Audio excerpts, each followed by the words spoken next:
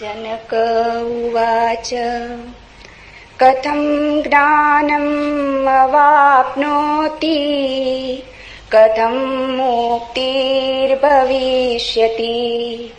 वैराग्यं च कथं प्राप्तम् एतद् ब्रूहि मम प्रभो। अष्टवक्र उवाच मुक्तिम् इच्छसि चेतात विषयान् विषवान् त्यज क्षमार्जवदयातोष सत्यं पीयूष भज। न पृथ्वी न जलं न अग्निः वायुद्यो न वा भवान् येषां साक्षिणम् आत्मानं चिद्रूपं विद्धि मुक्ते। यदि देहं पृथक्कृत्य चित्ति विश्राम्यतिष्ठसि अधुनैव सुखी शान्तो बन्धमुक्तो भविष्यसि। न त्वं विप्रादिको वर्णो नाश्रमी नाक्षगोचर असङ्गोऽसि निराकारो विश्वसाक्षी सुखी भव। धर्माधर्मौ सुखं दुःखं मानसानि न ते विभो न कर्तासि न भोक्तासि मुक्त एवासि सर्वदा।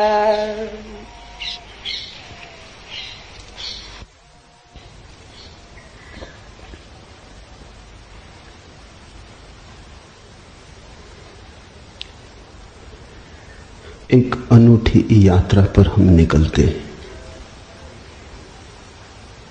मनुष्य जाति के पास बहुत शास्त्र हैं, पर अष्टावक्र गीता जैसा शास्त्र नहीं। वेद फीके हैं, उपनिषद बहुत धीमी आवाज में बोलते हैं।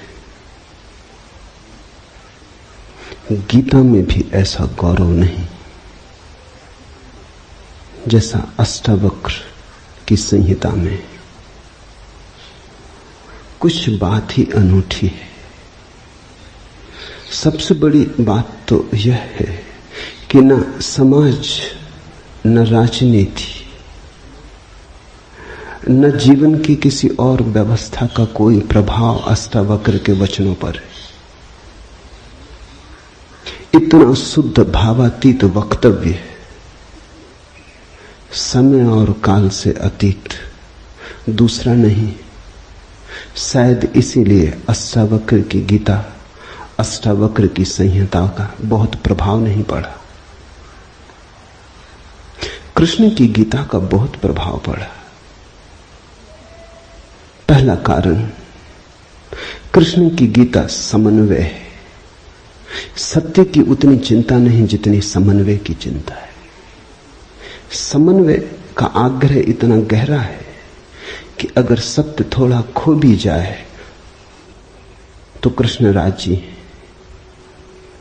कृष्ण की गीता खिचड़ी जैसी है, इसलिए सभी को भाती है, क्योंकि सभी का कुछ न कुछ उसमें मौजूद है। ऐसा कोई संप्रदाय खोजना मुश्किल है जो गीता में अपनी वाणी न खोज ले। ऐसा कोई व्यक्ति खोजना मुश्किल है जो गीता में अपने लिए कोई सहारा न खोज ले। इन सब के लिए अष्टावक्र की गीता बड़ी कठिन होगी। अष्टावक्र समन्वयवादी नहीं, सत्यवादी है। सत्य जैसा है वैसा कहा है, बिना किसी लाग लपेट के। सुनने वाले की चिंता नहीं है। सुनने वाला समझेगा नहीं समझेगा इसकी भी चिंता नहीं। सत्य का ऐसा शुद्धतम वक्तव्य न पहले कहीं हुआ न फिर बाद में कभी हो सका। कृष्ण की गीता लोगों को प्रिय है क्योंकि अपना अर्थ निकाल लेना बहुत सुगम है। कृष्ण की गीता काव्यात्मक है। 2 2 5 भी हो सकते हैं, 2 2 3 भी हो सकते हैं। अष्टावक्र के साथ कोई खेल संभव नहीं, वहां 2 2 4 ही होते। अष्टावक्र का वक्तव्य शुद्ध गणित का वक्तव्य है। वहां काव्य को जरा भी जगह नहीं, वहां कविता के लिए जरा सी भी छूट नहीं। जैसा है वैसा कहा है, किसी तरह का समझौता नहीं। कृष्ण की गीता पढ़ो तो भक्त अपना अर्थ निकाल लेता है, क्योंकि कृष्ण ने भक्ति की भी बात की। कर्मयोगी अपना अर्थ निकाल लेता है, क्योंकि कृष्ण ने कर्मयोग की भी बात की। ज्ञानी अपना अर्थ निकाल लेता है, क्योंकि कृष्ण ने ज्ञान की भी बात की। कृष्ण कहीं भक्ति को सर्वश्रेष्ठ कहते हैं, कहीं ज्ञान को सर्वश्रेष्ठ कहते हैं, कहीं कर्म को सर्वश्रेष्ठ कहते हैं। कृष्ण का वक्तव्य बहुत राजनीतिक है। वो राजनेता थे, कुशल राजनेता थे। सिर्फ राजनेता थे इतना ही कहना उचित नहीं, कुटिल राजनीतिज्ञ थे, डिप्लोमेट थे। उनके वक्तव्य में बहुत सी बातों का ध्यान रखा गया, इसलिए सभी को गीता भा जाती है। इसलिए तो गीता पर हजारों टीकाएं हैं, अष्टावक्र पर कोई चिंता नहीं करता, क्योंकि अष्टावक्र के साथ राजी होना हो तो तुम्हें अपने को छोड़ना पड़ेगा। बेशर्त तुम अपने को न ले जा सकोगे, तुम पीछे रहोगे तो ही जा सकोगे। कृष्ण के साथ तुम अपने को ले जा सकते हो। कृष्ण के साथ तुम्हें बदलने की कोई भी जरूरत नहीं। कृष्ण के साथ तुम मौजू पड़ सकते हो। इसलिए सभी सांप्रदायिकों ने कृष्ण की गीता पर टीकाएं लिखी।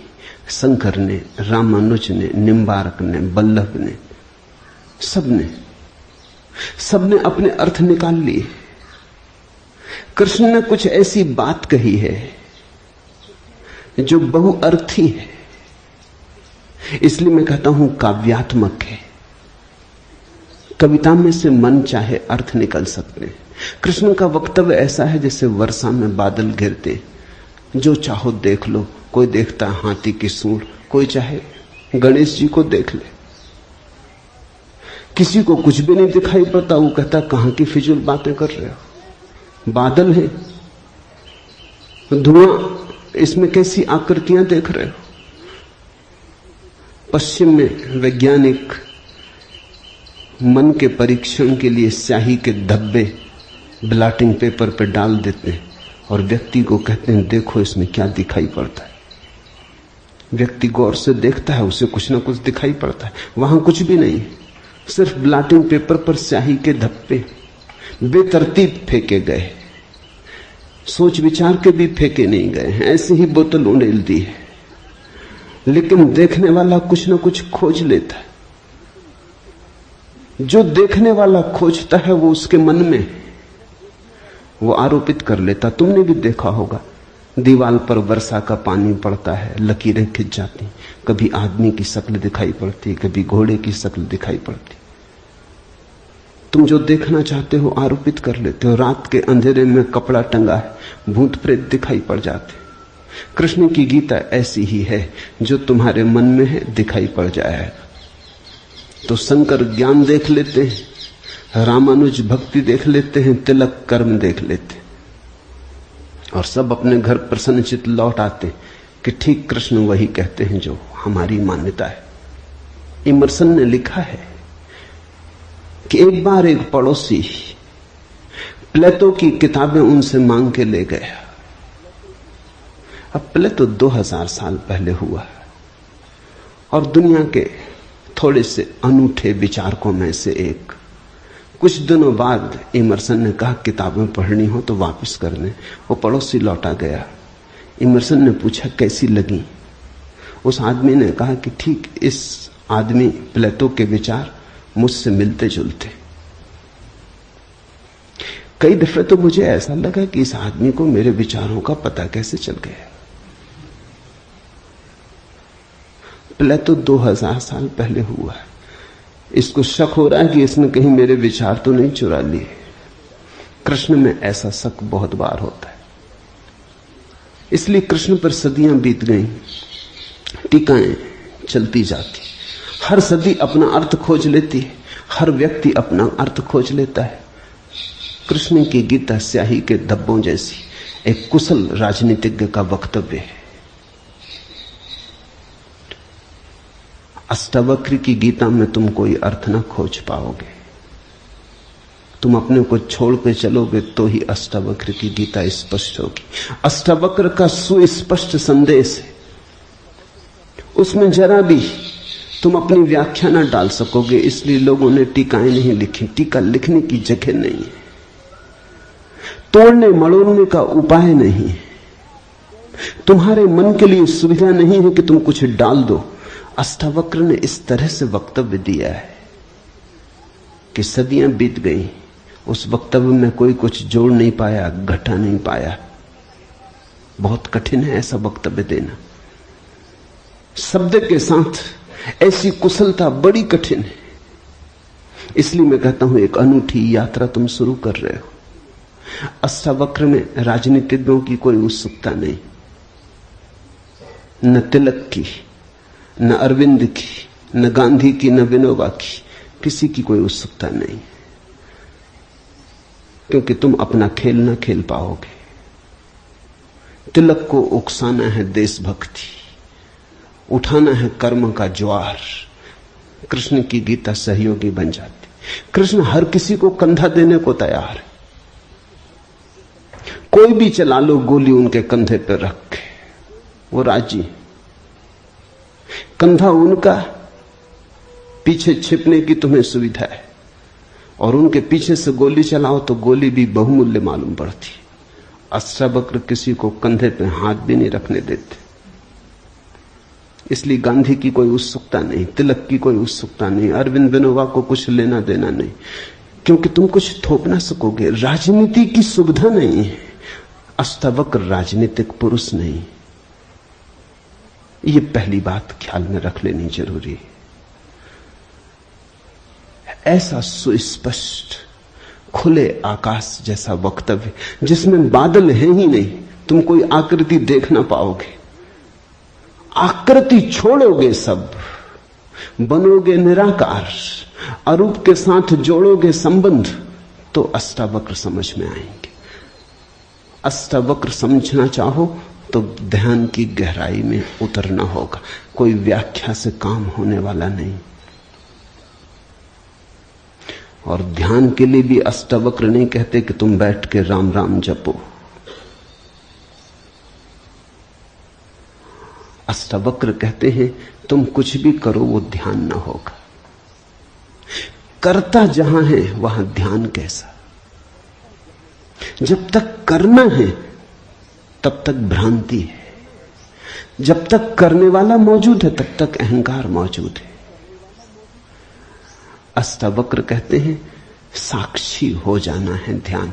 जहां करता छूट जाता तुम सिर्फ देखने वाले रह जाते। दृष्टा मात्र, दृष्टा मात्र हो जाने में ही दर्शन है, दृष्टा मात्र हो जाने में ही ध्यान है, दृष्टा मात्र हो जाने में ही ज्ञान है। इसके पहले कि हम सूत्र में उतरे, अष्टावक्र के संबंध में कुछ बातें समझ लेनी जरूरी है। ज्यादा पता नहीं, क्योंकि न तो वे सामाजिक पुरुष थे न राजनीतिक, तो इतिहास में कोई उल्लेख नहीं। बस थोड़ी सी घटनाएं ज्ञात हैं, वो भी बड़ी अजीब, भरोसा करने योग्य नहीं, लेकिन समझोगे तो बड़े गहरे अर्थ खुलेंगे। पहली घटना, अष्टावक्र पैदा हुए उसके पहले की, पीछे का तो कुछ पता नहीं। गर्भ की घटना, पिता बड़े पंडित, अष्टावक्र मां के गर्भ में, पिता रोज वेद का पाठ करते और अष्टावक्र गर्भ में सुनते। एक दिन अचानक गर्भ से आवाज आती कि रुको भी, ये सब बकवास है, ज्ञान इसमें कुछ भी नहीं, बस शब्दों का संग्रह। शास्त्र में ज्ञान कहां? ज्ञान स्वयं में। शब्द में सत्य कहां? सत्य स्वयं में।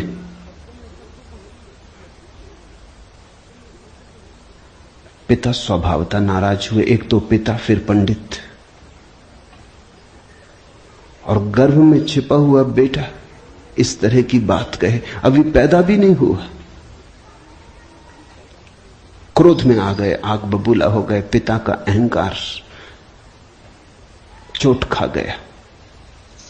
फिर पंडित का अहंकार, बड़े पंडित थे, बड़े विवादी थे, शास्त्रार्थी थे।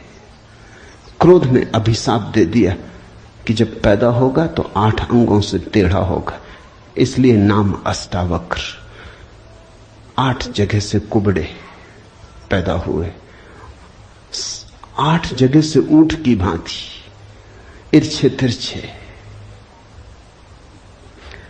पिता ने क्रोध में शरीर को विक्षत कर दिया। ऐसी और भी कथाएं हैं। कहते हैं बुद्ध जब पैदा हुए तो खड़े खड़े पैदा हुए। मां खड़ी थी वृक्ष के तले, खड़े खड़े, मां खड़ी थी, खड़े खड़े पैदा हुए। जमीन पर गिरे नहीं कि चले, 7 कदम चले। 8वें कदम पर रुककर 4 आर्य सत्यों की घोषणा की कि जीवन दुख है। अभी 7 कदम ही चले हैं पृथ्वी पर कि जीवन दुख है, कि दुख से मुक्त होने की संभावना है, कि दुख मुक्ति का उपाय है, कि दुख मुक्ति की अवस्था है, निर्वाण की अवस्था है।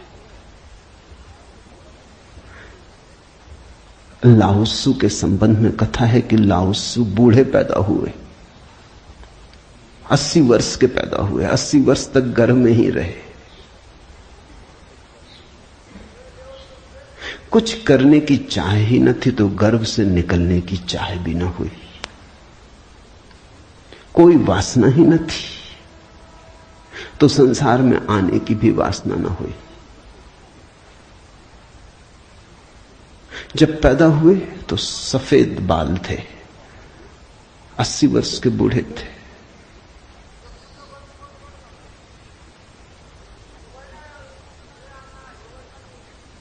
जरथुस्त्र के संबंध में कथा है कि जब जरथुस्त्र पैदा हुए तो पैदा होते से ही खिलखिला के हंसे, मगर इन सबको मात कर दिया अष्टावक्र ने। ये तो पैदा होने की बात है। अष्टावक्र ने अपना पूरा वक्तव्य दे दिया पैदा होने के पहले। ये कथाएं महत्वपूर्ण हैं। इन कथाओं में इन व्यक्तियों के जीवन की सारी सार संपदा है, निचोड़ है। बुद्ध ने जो जीवन भर में कहा उसका निचोड़। बुद्ध ने अष्टांगिक मार्ग का उपदेश दिया तो 7 कदम चले, 8वें पर रुक गए। 8 अंग है कुल। पहुंचने की अंतिम अवस्था है सम्यक समाधि। उस समाधि की अवस्था में ही पता चलता है जीवन के पूरे सत्य का। वो 4 आर्य सत्यों की घोषणा करती।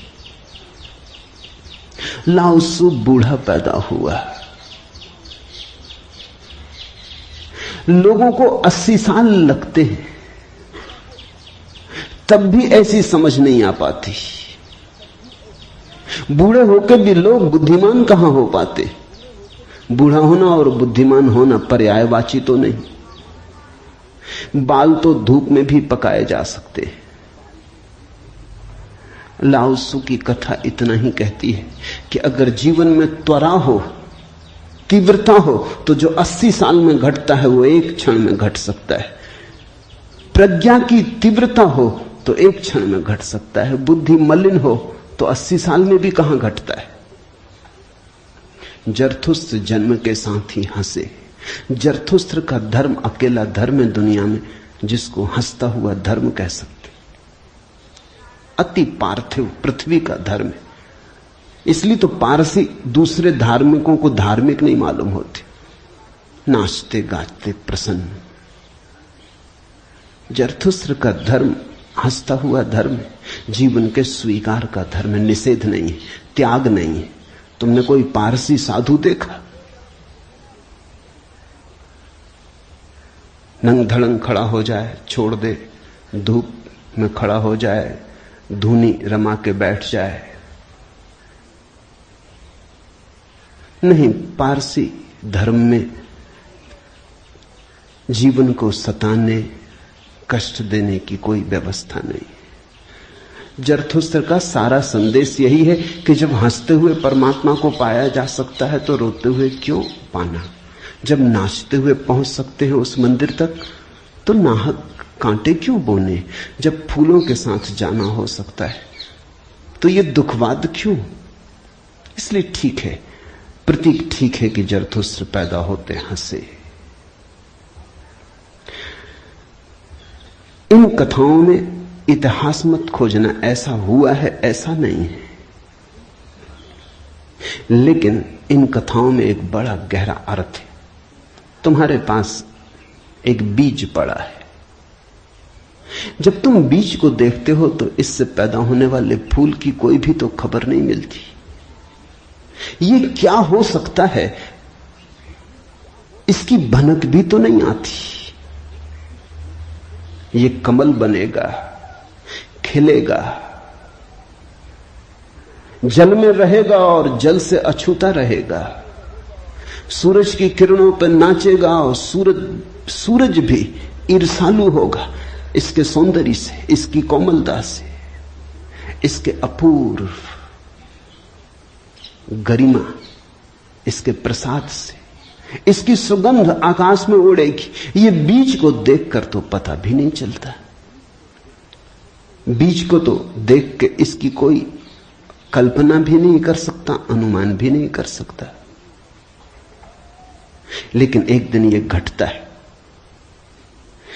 तो दो तरह से हम सोच सकते हैं। या तो हम बीज को पकड़ लें जोर से और हम कहें जो बीज में दिखाई नहीं पड़ा वो कमल में भी घट नहीं सकता। ये भ्रम है, ये धोखा है, ये झूठ है। जिनको हम तर्कनिष्ठ कहते हैं, संदेहशील कहते हैं, उनका यही आधार है।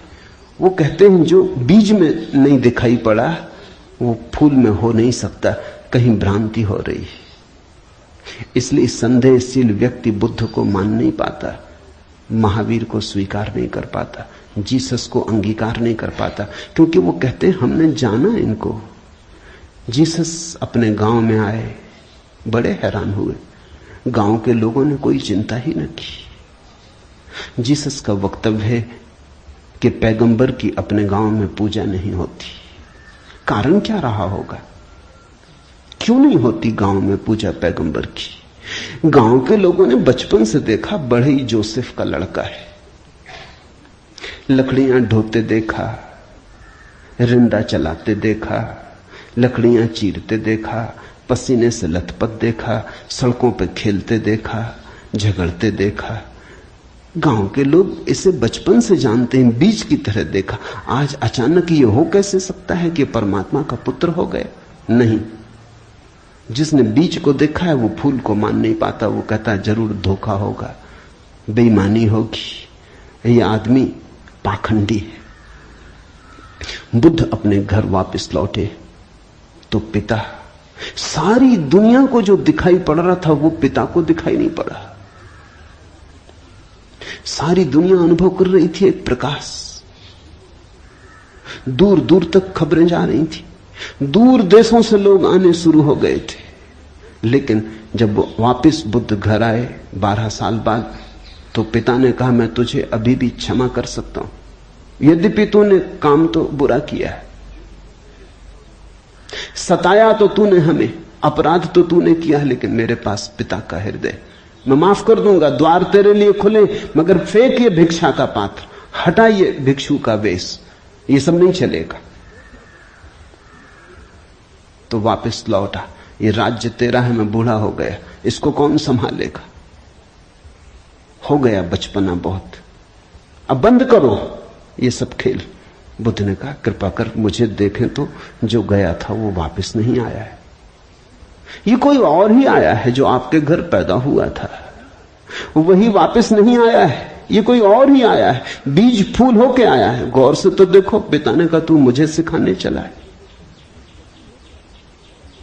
पहले दिन से जब तू पैदा हुआ था तब से तुझे जानता हूं। किसी और को धोखा देना, किसी और को समझा लेना, भ्रम में डाल देना, मुझे तू भ्रम में न डाल पाएगा। मैं फिर कहता हूं, मैं तुझे भली भांति जानता हूं, मुझे कुछ सिखाने को चेष्टा मत कर, क्षमा करने को मैं राजी हूं। बुद्ध ने कहा, आप और मुझे जानते हैं, मैं तो स्वयं को भी नहीं जानता था, अभी अभी किरणें उतरी हैं और स्वयं को जानो। क्षमा करे, लेकिन यह मुझे कहना ही पड़ेगा कि जिसको आपने देखा वो मैं नहीं हूं, और जहां तक आपने देखा वो मैं नहीं हूं। बाहर बाहर आपने देखा, भीतर आपने कहां देखा? मैं आपसे पैदा हुआ हूं, लेकिन आपने मुझे निर्मित नहीं किया।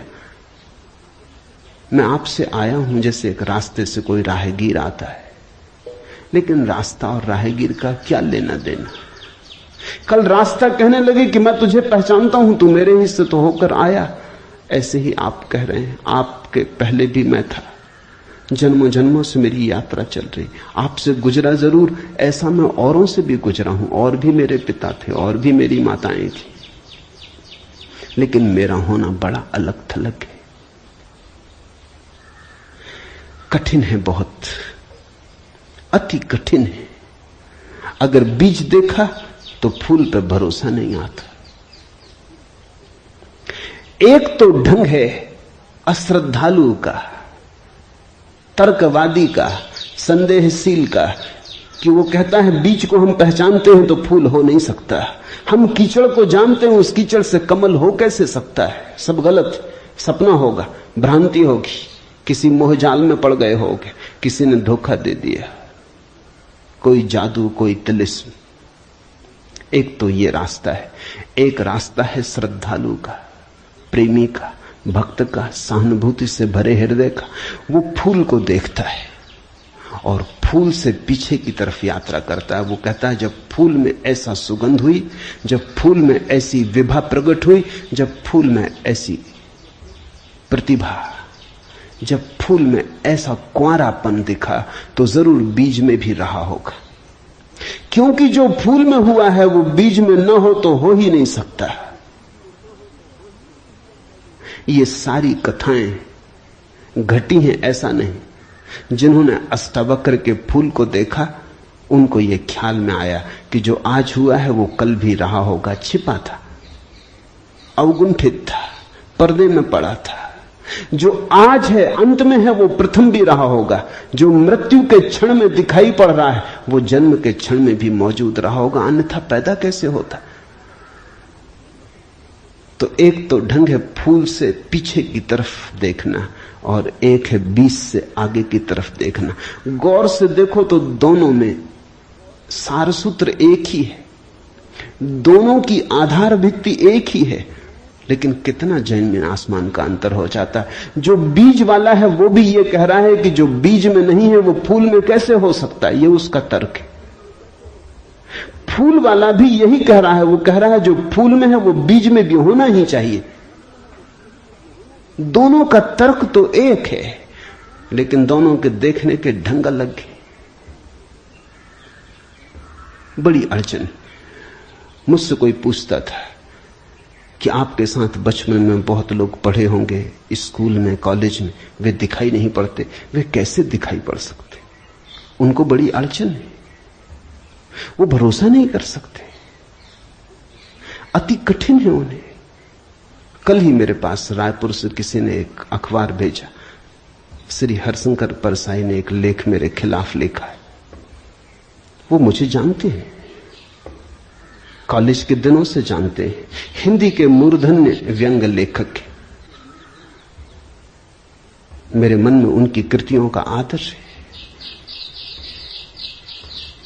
लेख में उन्होंने लिखा है कि जबलपुर की हवा में कुछ खराबी है। यहां धोखेबाज और धूर्ती पैदा होते,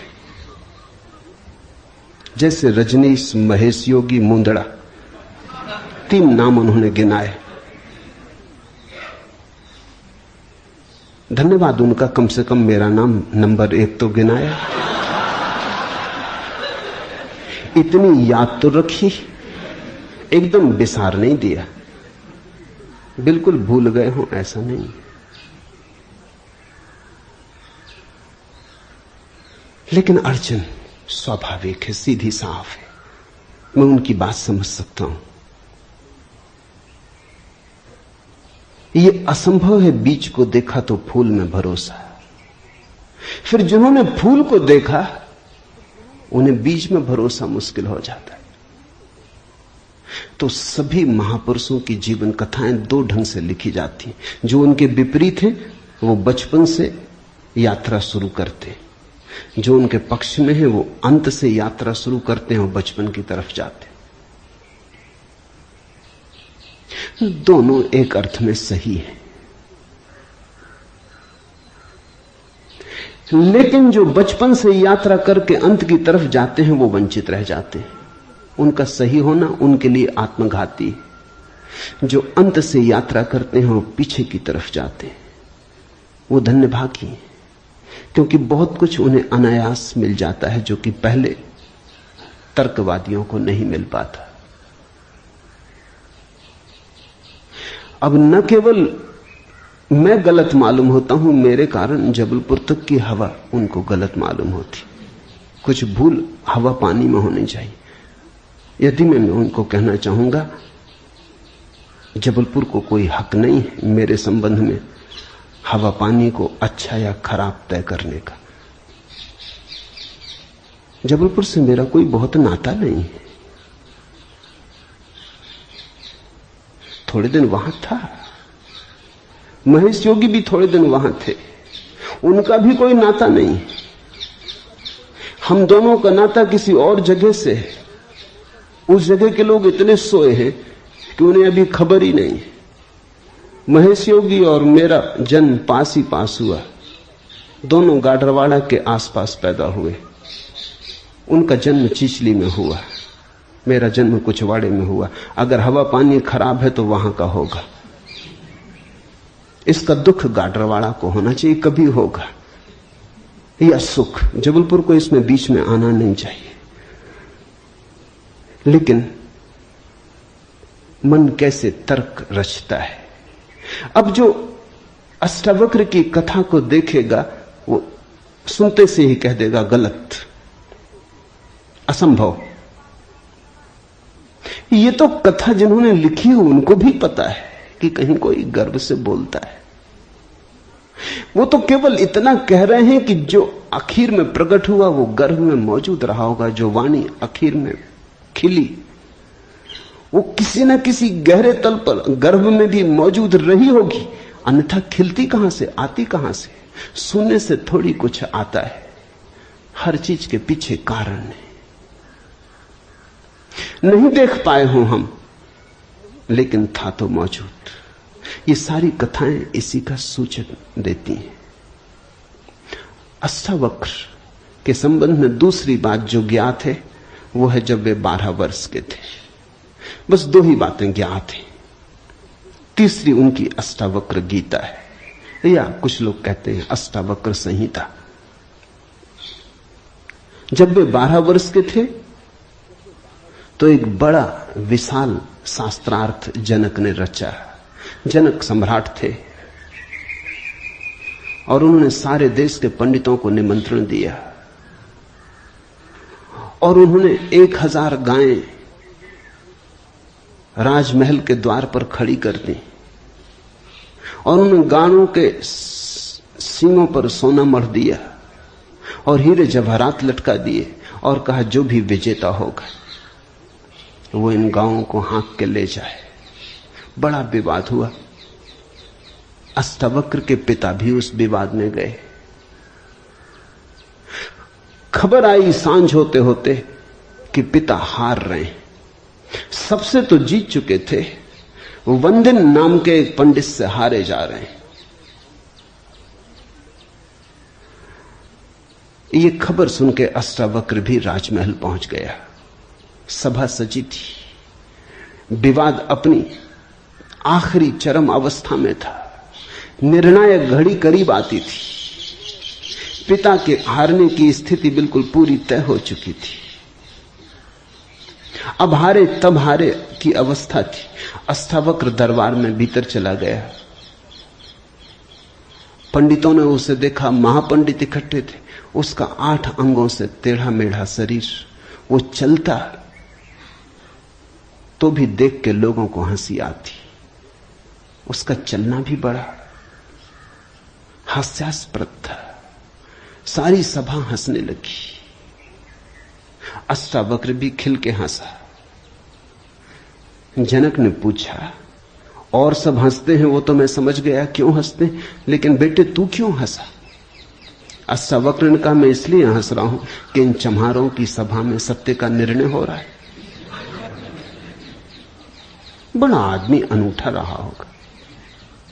ये चम्हार यहां क्या कर रहे हैं? सन्नाटा छा गया। चम्हार? सम्राट ने पूछा, तेरा मतलब? उसने कहा, सीधी सी बात है, इनको चमड़ी ही दिखाई पड़ती, मैं नहीं दिखाई पड़ता। मुझसे सीधा साधा आदमी खोजना मुश्किल है, वो तो इनको दिखाई ही नहीं पड़ता। इनको आड़ा टेढ़ा शरीर दिखाई पड़ता है। ये चम्हार है, ये चमड़ी के पारखी। राजन, मंदिर के टेढ़े होने से कहीं आकाश टेढ़ा होता है?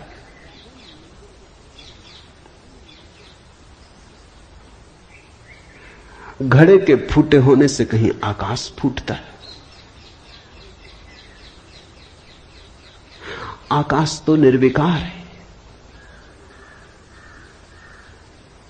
मेरा शरीर टेढ़ा मेढ़ा है, लेकिन मैं तो नहीं।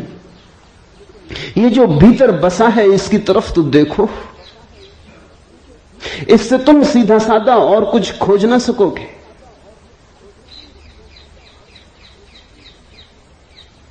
ये बड़ी चौंकाने वाली घोषणा थी। सन्नाटा छा गया होगा। जनक प्रभावित हुआ, झटका खाया।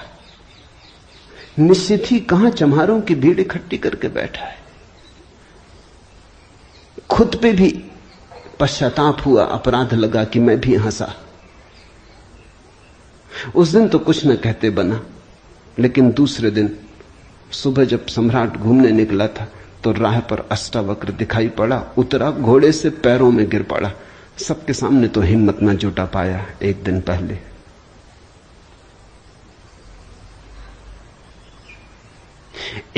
पहले तो कहा था, बेटे तू क्यों हंसता है? 12 साल का लड़का था।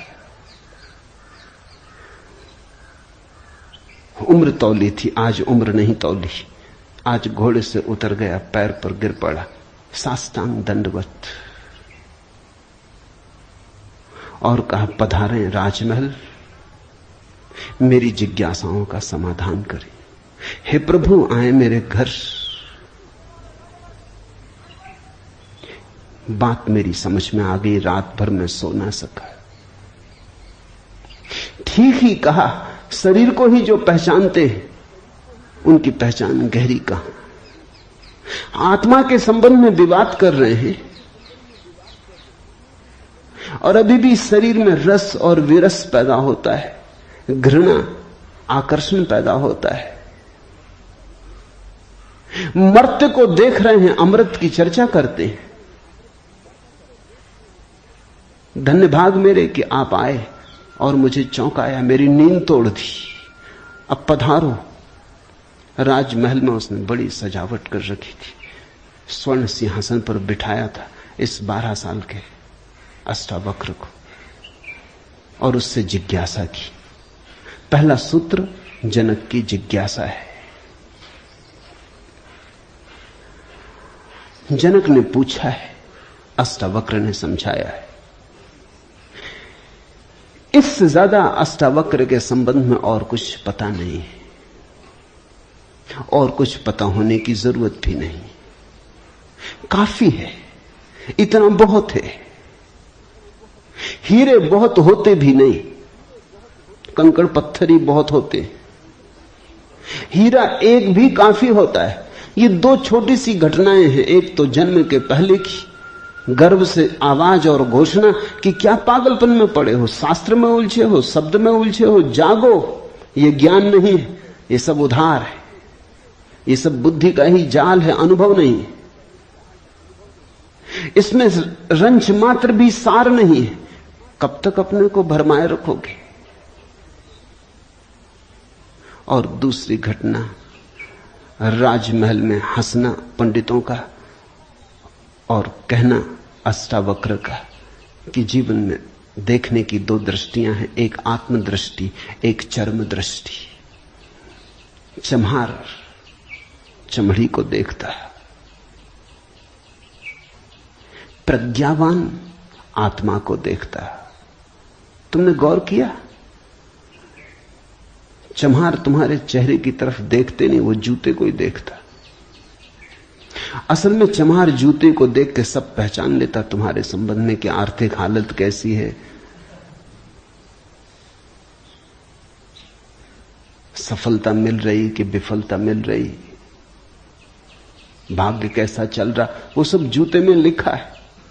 जूते की सिलवटें कह देती, जूते की दशा कह देती। जूते में तुम्हारी आत्मकथा लिखी, चम्हार पढ़ लेता। जूते में चमक, जूते का ताजा और नया होना, चम्हार तुमसे प्रसन्नता से मिलता है।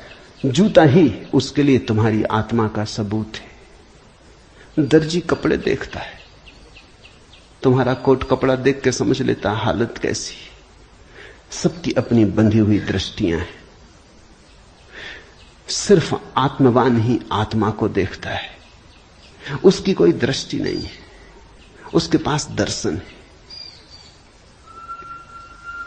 एक छोटी घटना और जो अष्टावक्र के जीवन से संबंधित नहीं, रामकृष्ण और विवेकानंद के जीवन से संबंधित है, लेकिन अष्टावक्र से उसका जोड़ है। फिर हम सूत्रों में प्रवेश करें। विवेकानंद रामकृष्ण के पास आए तब उनका नाम नरेंद्रनाथ था। विवेकानंद तो बाद में रामकृष्ण ने उनको पुकारा। जब आए रामकृष्ण के पास तो अति विवादी थे, नास्तिक थे, तर्कवादी थे, हर चीज के लिए प्रमाण चाहते थे। कुछ चीजें हैं जिनके लिए कोई प्रमाण नहीं, मजबूरी है। परमात्मा के लिए कोई प्रमाण नहीं है और प्रमाण नहीं। प्रेम के लिए कोई प्रमाण नहीं है और प्रमाण नहीं। सौंदर्य के लिए कोई प्रमाण नहीं है और प्रमाण नहीं है। अगर मैं कहूं देखो ये खजूरेना के वृक्ष कैसे सुंदर, और तुम कहो हमें तो कोई सौंदर्य दिखाई नहीं पड़ता, वृक्ष जैसे वृक्ष, सिद्ध करें मुश्किल हो जाएगी। कैसे सिद्ध करें कि सुंदर है? सुंदर होने के लिए सौंदर्य की परख चाहिए और तो कोई उपाय नहीं। आंख चाहिए और तो कोई उपाय नहीं। कहते हैं मजनू ने कहा कि लैला को जानना हो तो मजनू की आंख चाहिए। ठीक कहा, लैला को देखने का और कोई उपाय ही नहीं। मजनू को बुलाया था उसके गांव के राजा ने और कहा था तू पागल है, मैं तेरी लैला को जानता हूं, साधारण सी लड़की है, काली कलूटी, कुछ खास नहीं, तुझ पे मुझे दया आती। ये मेरे राजमहल की 12 लड़कियां खड़ी, ये इस देश की सुंदरतम स्त्रियां, इनमें से तू कोई भी चुन ले, ये तुझे रोते देख के मेरा भी प्राण रोता है। उसने देखा और उसने कहा इनमें तो लैला कोई भी नहीं, ये तो लैला के मुकाबले तो दूर, उसके चरण की धूल भी नहीं। सम्राट कहने लगा मजनू तू पागल है। मजनू ने कहा यह हो सकता है, लेकिन एक बात आपसे कहना चाहता हूं, लैला को देखना हो तो मजनू की आंख चाहिए।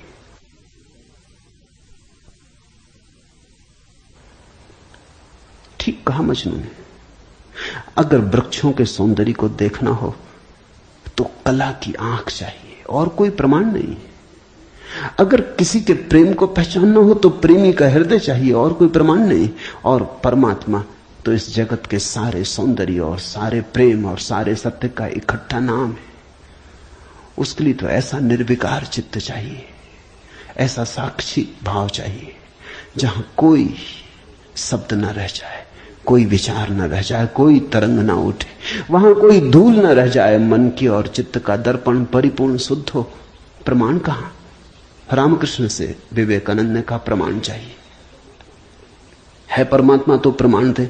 और विवेकानंद को देखा रामकृष्ण ने। बड़ी थी संभावना इस युवक की, बड़ी थी यात्रा इसके भविष्य की। बहुत कुछ होने को पड़ा था इसके भीतर, बड़ा खजाना था, उससे ये अपरिचित है। रामकृष्ण ने देखा, इस युवक के पिछले जन्मों में झांका। ये बड़ी संपदा, बड़े पुण्य की संपदा लेकर आ रहा है। ये ऐसे ही तर्क में दबा न रह जाए। कराह उठा होगा पीड़ा और करुणा से रामकृष्ण का हृदय। उन्होंने कहा छोड़, प्रमाण वगैरह बाद में सोच लेंगे। मैं जरा बूढ़ा हुआ, मुझे पढ़ने में अड़चन होती, तू अभी जवान, तेरी आंख अभी तेज, ये किताब पढ़ी, इसे तू पढ़। वो थी अष्टावक्र गीता, जरा मुझे सुनाते। कहते हैं विवेकानंद को इसमें तो कुछ अड़चन न मालूम पड़ी। यह आदमी कुछ ऐसी तो कोई खास बात नहीं मांग रहा है। 2-4 सूत्र पढ़े और एक घबराहट और रोआ रोआ कपने लगा। और विवेकानंद ने कहा मुझसे नहीं पढ़ा जाता। रामकृष्ण ने कहा पढ़ भी, इसमें हर्ज क्या है, तेरा क्या बिगाड़ लेगी ये किताब, तू जवान है अभी, तेरी आंख अभी ताजी, और मैं बूढ़ा हुआ, मुझे पढ़ने में दिक्कत होती, और ये किताब मुझे पढ़नी तो तू पढ़ के सुना दे। कहते हैं उस किताब को सुनाते सुनाते ही विवेकानंद डूब गए। रामकृष्ण ने देखा इस व्यक्ति के भीतर बड़ी संभावना है, बड़ी शुद्ध संभावना है, जैसी एक बोधिसत्व की होती, जो कभी न कभी बुद्ध होना जिसका निर्णीत है। आज नहीं कल भटके कितना ही, बुद्धत्व जिसके पास चला आ रहा है। क्यों अष्टावक्र की गीता रामकृष्ण ने कही कि तू पढ़ के मुझे सुना दे? क्योंकि इससे ज्यादा शुद्धतम वक्तव्य और कोई नहीं। ये शब्द भी अगर तुम्हारे भीतर पहुंच जाएं तो तुम्हारी सोई हुई आत्मा को जगाने लगेंगे। ये शब्द तुम्हें तरंगायित करेंगे, ये शब्द तुम्हें आह्लादित करेंगे, ये शब्द तुम्हें झकझोरेंगे। इन शब्दों के साथ क्रांति घटित हो सकती। अष्टावक्र की गीता को मैंने यूं ही नहीं चुना है, और जल्दी नहीं चुना, बहुत देर करके चुना है, सोच विचार के। दिन थे जब मैं कृष्ण की गीता पर बोला, क्योंकि भीड़ भाड़ मेरे पास थी। भीड़ भाड़ के लिए अष्टावक्र गीता का कोई अर्थ न था। बड़ी चेष्टा करके भीड़ भाड़ से छुटकारा पाया है। अब तो थोड़े से विवेकानंद यहां हैं, अब तो उनसे बात करनी है जिनकी बड़ी संभावना है। उन थोड़े से लोगों के साथ मेहनत करनी है जिनके साथ मेहनत का परिणाम हो सकता है। अब हीरे तराशने, कंकड़ पत्थरों पर यह छेनी खराब नहीं करनी, इसलिए चुनी है अष्टावक्र की गीता। तुम तैयार हुए हो इसलिए चुनी। पहला सूत्र, जनक ने कहा, हे प्रभु, पुरुष ज्ञान को कैसे प्राप्त होता है, और मुक्ति कैसे होगी, और वैराग्य कैसे प्राप्त होगा, यह मुझे कहिए। एतत् मम ब्रूहि प्रभु, मुझे समझाएं प्रभु। 12 साल के लड़के से सम्राट जनक का कहना, हे प्रभु भगवान मुझे समझाएं। एतत् मम ब्रूहि, मुझे ना समझ को कुछ समझ दें, मुझे अज्ञानी को जगाएं। 3 प्रश्न पूछे हैं। कथम ज्ञानम, कैसे होगा ज्ञान?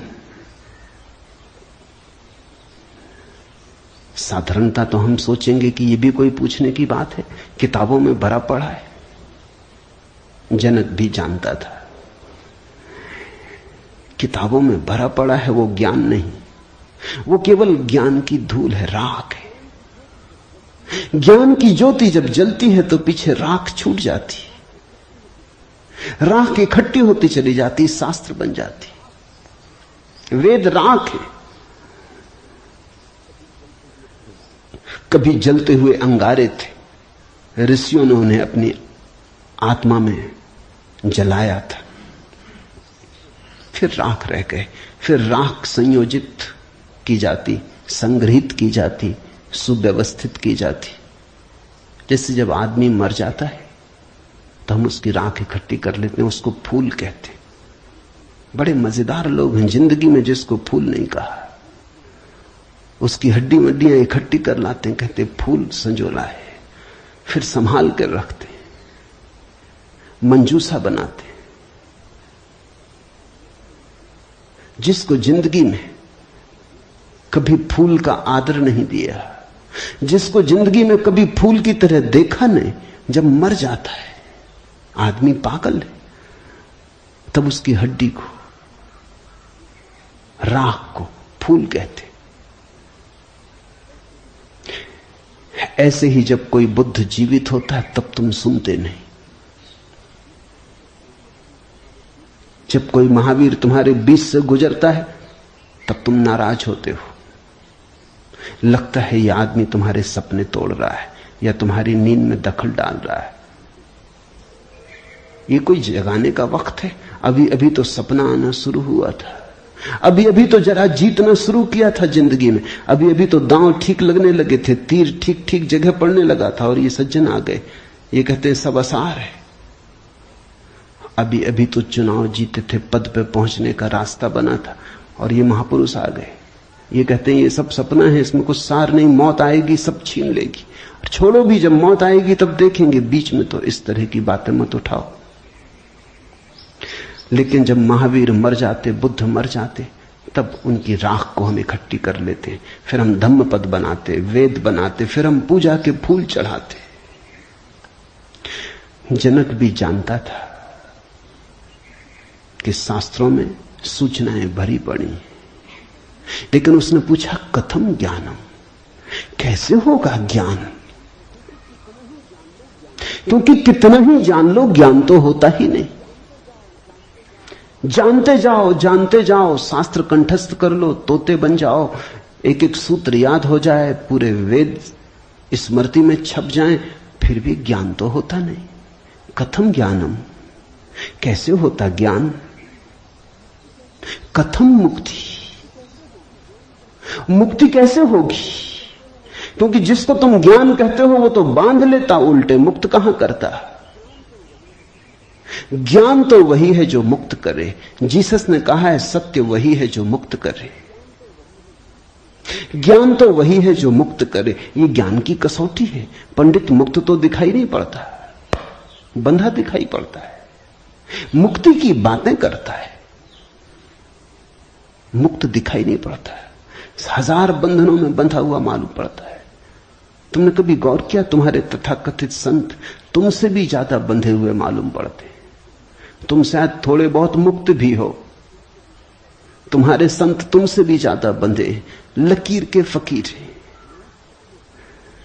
न उठ सकते स्वतंत्रता से, न बैठ सकते स्वतंत्रता से, न जी सकते स्वतंत्रता से।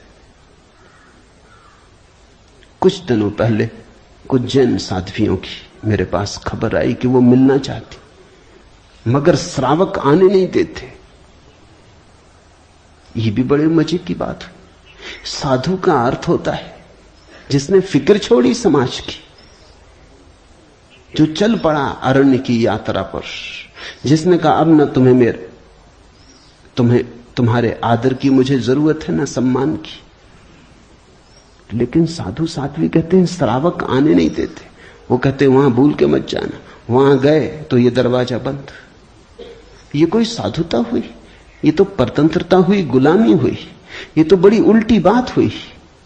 ये तो ऐसा हुआ कि साधु श्रावक को बदले, उसकी जगह श्रावक साधु को बदल रहा है।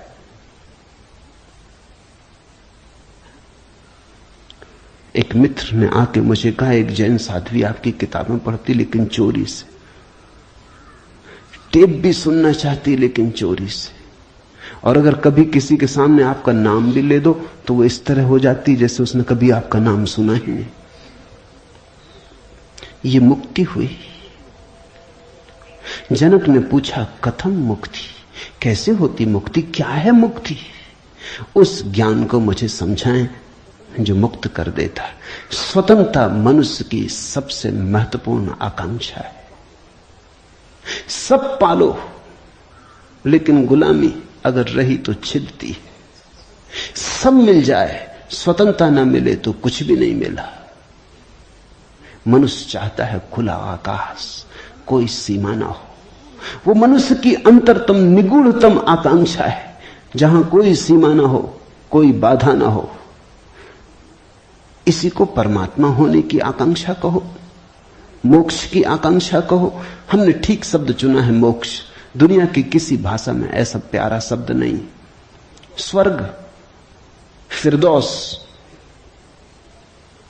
इस तरह के शब्द हैं, लेकिन उन शब्दों में मोक्ष की कोई धुन नहीं है। मोक्ष का संगीत ही अनूठा है। उसका अर्थ ही केवल इतना है, ऐसी परम स्वतंत्रता जिस पर कोई बाधा नहीं है। स्वतंत्रता इतनी शुद्ध कि जिस पे कोई सीमा नहीं। पूछा जनक ने कैसे होगी मुक्ति और कैसे होगा वैराग्य? हे प्रभु मुझे समझाकर कहिए। अष्टावक्र ने गौर से देखा होगा जनक की तरफ, क्योंकि गुरु के लिए वही पहला काम है कि जब कोई जिज्ञासा करे तो वो गौर से देखे जिज्ञासा किस स्रोत से आती, पूछने वाले ने क्यों पूछा है। उत्तर तो तभी सार्थक हो सकता है जब प्रश्न क्यों किया गया है वो समझ में आ जाए, वो साफ हो जाए। ध्यान रखना, सद्ज्ञान को उपलब्ध व्यक्ति, सद्गुरु तुम्हारे प्रश्न का उत्तर नहीं देता, तुम्हें उत्तर देता है। तुम क्या पूछते हो इसकी फिक्र कम है, तुमने क्यों पूछा है, तुम्हारे पूछने के पीछे अंतर चेतन में छिपा हुआ जाल क्या है, तुम्हारे प्रश्नों की आड़ में वस्तुतः कौन सी आकांक्षा छिपी है।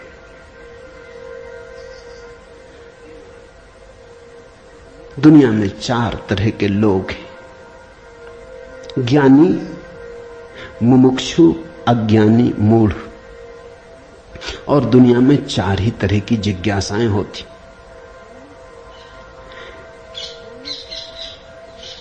ज्ञानी की जिज्ञासा तो निशब्द होती।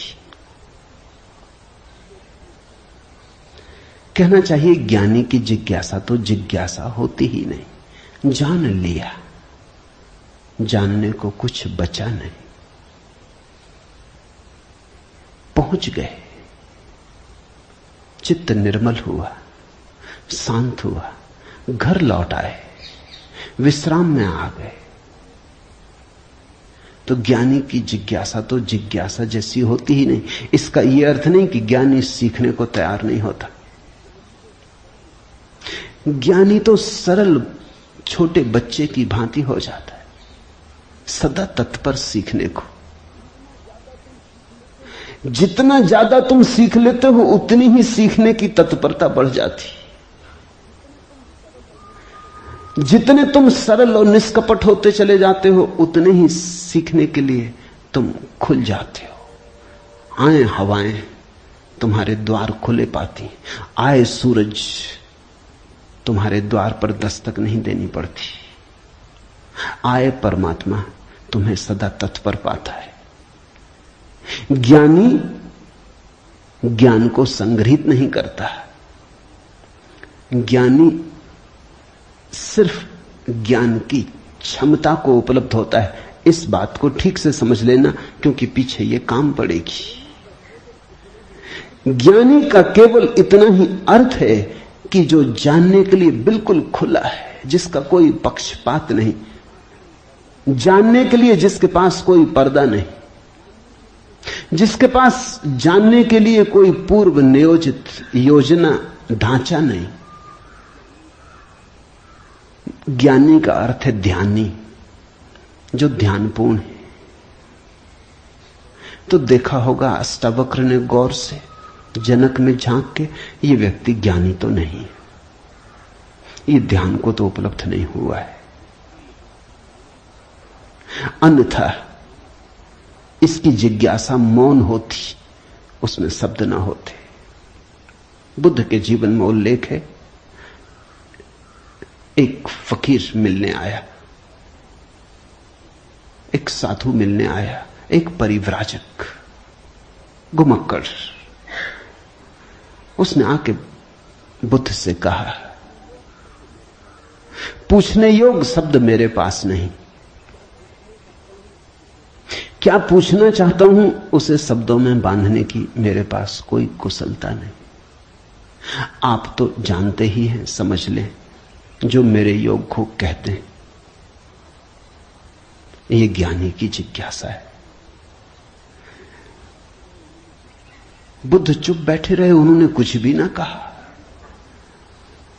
घड़ी भर बाद जैसे कुछ घटा, वो जो आदमी चुपचाप बैठा बुद्ध की तरफ देखता रहा था, उसकी आंख से आंसुओं की धार लग गई, चरणों में झुका, नमस्कार किया और कहा, धन्यवाद, खूब धन्यभागी हूं, जो लेने आया था आपने दिया। वो उठ के चला भी गया। उसके चेहरे पे अपूर्व आभा थी, वो नाचता हुआ गया। बुद्ध के आसपास के शिष्य बड़े हैरान हुए। आनंद ने पूछा, बनते भगवान, पहेली हो गई। पहले तो याद नहीं, कहता है कि मुझे पता नहीं कैसे पूछूं, पता नहीं किन शब्दों में पूछूं, ये भी पता नहीं क्या पूछने आया हूं। फिर आप तो जानते ही हैं सब, देख लें, मुझे जो मेरे लिए जरूरी हो कह दें। पहले तो ये आदमी ही जरा पहेली था, ये कोई ढंग हुआ पूछने का। और जब तुम्हें यही पता नहीं कि क्या पूछना, तो पूछना ही क्यों? पूछना क्या? खूब रही। फिर यही बात खत्म ना हुई, आप चुप बैठे सो चुप बैठे रह गए। आपको ऐसा कभी मौन देखा नहीं? कोई पूछता तो आप उत्तर देते। कभी कभी तो ऐसा होता, कोई नहीं भी पूछता तो भी आप उत्तर देते। आपकी करुणा सदा बहती रहती। क्या हुआ अचानक कि आप चुप रह गए और आंख बंद हो गई? और फिर क्या रहस्यमय घटा कि वो आदमी रूपांतरित होने लगा। हमने उसे बदलते देखा, हमने उसे किसी और ही रंग में डूबते देखा, उसमें मस्ती आते देखी। वो नाचता हुआ गया है, आंसुओं से भरा हुआ, गदगद आह्लादित, वो चरणों में झुका। उसकी सुगंध हमें भी छुई। ये हुआ क्या? आप कुछ बोले नहीं, उसने सुना कैसे? और हम तो इतने दिनों से, वर्षों से आपके पास, हम पर आपकी कृपा कम है क्या? ये प्रसाद जो उसे दिया हमें क्यों नहीं मिलता? लेकिन ध्यान रहे, उतना ही मिलता है जितना तुम ले सकते हो। बुद्ध ने कहा, सुनो, घोड़े, आनंद से घोड़े की बात की क्योंकि आनंद छत्री था, बुद्ध का चचेरा भाई था और बचपन से ही घोड़े का बड़ा शौक था। उसे घुड़सवार था, प्रसिद्ध घुड़सवार था, प्रतियोगी था बड़ा। उसने कहा, सुन आनंद, बुद्ध ने कहा, घोड़े 4 प्रकार के होते। एक तो मारो भी तो भी टस से मस नहीं होते, रद्दी से रद्दी घोड़े, जितना मारो उतना ही हठ योगी हो जाते हैं, बिल्कुल हट बांध के खड़े हो जाते। तुम मारो तो वो जिद बना लेते हैं कि देखें कौन जीतता। फिर दूसरे तरह के घोड़े होते हैं, मारो तो चलते हैं, न मारो तो नहीं चलते, कम से कम पहले से बेहतर। फिर तीसरे तरह के घोड़े होते हैं, कोड़ा फटकारो, मारना काफी जरूरी नहीं, सिर्फ कोड़ा फटकारो, आवाज काफी। और भी कुलीन होते, दूसरे से भी बेहतर। फिर आनंद, तुझे जरूर पता होगा, ऐसे भी घोड़े होते हैं कि कोड़े की छाया देख के भागते हैं, फटकारना भी नहीं पड़ता। ये ऐसा ही घोड़ा था, छाया काफी। अष्टावक्र ने देखा होगा गौर से। जब तुम आके मुझसे कुछ पूछते हो तो तुम्हारे प्रश्न से ज्यादा महत्वपूर्ण सवाल तुम हो। कभी कभी तुम्हें भी ऐसा लगता होगा कि तुमने जो नहीं पूछा था वो मैंने उत्तर दिया है, और कभी कभी तुम्हें ऐसा भी लगता होगा कि शायद मैं टाल गया तुम्हारे प्रश्न को, बचाव कर गया, कुछ और उत्तर दे गया हूं। लेकिन सदा तुम्हारी भीतरी जरूरत ज्यादा महत्वपूर्ण। तुम क्या पूछते हो ये उतना महत्वपूर्ण नहीं, क्योंकि तुम्हें खुद ही ठीक पता नहीं तुम क्या पूछते हो, क्यों पूछते हो। उत्तर वही दिया जाता है जिसकी तुम्हें जरूरत है। तुम्हारे पूछने से कुछ तय नहीं होता। देखा होगा अष्टावक्र ने ज्ञानी तो नहीं है जनक, अज्ञानी है फिर क्या? अज्ञानी भी नहीं, क्योंकि अज्ञानी तो अकड़ा से भरा होता है। अज्ञानी तो झुकना जानता ही नहीं। ये तो मुझ 12 साल की उम्र के लड़के के पैरों में झुक गया, साष्टांग दंडवत की। ये अज्ञानी के लिए असंभव है। अज्ञानी तो समझता है कि मैं जानता ही हूं, मुझे कौन समझाएगा। अज्ञानी अगर कभी पूछता भी है तो तुम्हें गलत सिद्ध करने को पूछता है, क्योंकि अज्ञानी तो ये मान के चलता है कि पता तो मुझे है ही, देखें इनको भी पता है या नहीं। अज्ञानी परीक्षा के लिए पूछता है। नहीं, इसकी आंखें जनक की तो बड़ी निर्मल है। मुझ 12 साल के अनजान अपरिचित लड़के को सम्राट होते हुए भी इसने कहा, एतत् मम ब्रूहि प्रभो, हे प्रभु मुझे समझा के कहें। नहीं, ये विनयशील है, अज्ञानी तो नहीं। मूढ़ है क्या फिर? मूढ़ तो पूछते ही नहीं। मूढ़ों को तो पता ही नहीं कि जीवन में कोई समस्या है। मूढ़ और बुद्ध पुरुषों में एक समानता है। बुद्ध पुरुषों के लिए कोई समस्या नहीं रही, मूढ़ों के लिए अभी समस्या उठी ही नहीं। बुद्ध पुरुष समस्या के पार हो गए, मूढ़ अभी समस्या के बाहर है। मूढ़ तो इतना मूर्छित है, उसे कहां सवाल कथम ज्ञानम, मूढ़ पूछेगा कथम मुक्ति। मूढ़ पूछेगा कैसे होगा वैराग्य, मूढ़ पूछेगा असंभव। मूढ़ अगर पूछेगा भी तो पूछता है राग में सफलता कैसे मिलेगी। मूढ़ अगर पूछता भी है तो पूछता है संसार में और थोड़े ज्यादा दिन कैसे रहना हो जाए, मुक्ति नहीं। मूढ़ पूछता है बंधन सोने के कैसे बने, बंधन में हीरे जवाहरात कैसे जड़े। मूढ़ पूछता भी है तो ऐसी बातें पूछता है। ज्ञान, मूढ़ तो मानता ही नहीं कि ज्ञान हो सकता है, वो तो संभावना को स्वीकार नहीं करता। वो तो कहता कैसा ज्ञान। मूढ़ तो पशुवत जीता है। नहीं, ये जनक मूढ़ भी नहीं, मुमुक्षु है। मुमुक्षु शब्द समझना जरूरी है। मोक्ष की आकांक्षा, मुमुक्षा। अभी मोक्ष के पास नहीं पहुंचा, ज्ञानी नहीं। मोक्ष के प्रति पीठ करके नहीं खड़ा, मूढ़ नहीं है। मोक्ष के संबंध में कोई धारणाएं पकड़ के नहीं बैठा, अज्ञानी भी नहीं है, मुमुक्षु है। मुमुक्षु का अर्थ है सरल है इसकी जिज्ञासा। न मूढ़ता से अपवित्र हो रही है, न अज्ञानपूर्ण धारणाओं से विकृत हो रही है। शुद्ध है इसकी जिज्ञासा, सरल चित्त से पूछा है। अष्टावक्र ने कहा, हे प्रिय, यदि तू मुक्ति को चाहता है तो विषयों को विष के समान छोड़ दे और क्षमा, आर्जव, दया, संतोष और सत्य को अमृत के समान सेवन कर।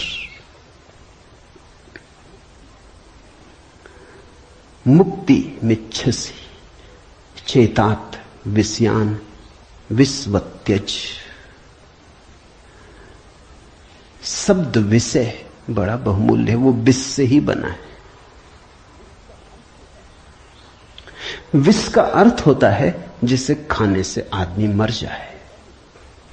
विषय का अर्थ होता है जिसे खाने से हम बार बार मरते, बार बार भोग, बार बार भोजन, बार बार महत्वाकांक्षा, ईर्ष्या, क्रोध, जलन, बार बार इन्हीं को खा खा के तो हम मरे, बार बार इन्हीं के कारण तो मरे। अब तक हमने जीवन में जीवन कहां जाना, मरने को ही जाना है। अब तक हमारा जीवन, जीवन की प्रज्वलित ज्योति कहां, मृत्यु का ही धुआं है। जन्म से लेकर मृत्यु तक हम मरते ही तो हैं, धीरे धीरे, जीते कहां, रोज रोज मरते। जिसको हम जीवन कहते हैं वो एक सतत मरने की प्रक्रिया है। अभी हमें जीवन का तो पता ही नहीं, तो हम जिएंगे कैसे? ये शरीर तो रोज छीन होता चला जाता है, ये बल तो रोज खोता चला जाता है, ये भोग और विषय तो रोज हमें चूसते चले जाते, जरा जीर्ण करते चले जाते। ये विषय और कामनाएं तो छेदों की तरह, इनसे हमारी ऊर्जा और आत्मा रोज बहती चली जाती, आखिर में घड़ा खाली हो जाता, उसको हम मृत्यु कहते। तुमने कभी देखा, अगर छिद्र वाले घड़े को कुएं में डालो तो जब तक घड़ा पानी में डूबा होता है भरा मालूम पड़ता है। उठाओ पानी के ऊपर, खींचो रस्सी, बस खाली होना शुरू हुआ। जोर का शोरगुल होता है, उसी को तुम जीवन कहते हो। जलधारें गिरने लगती, उसी को तुम जीवन कहते हो।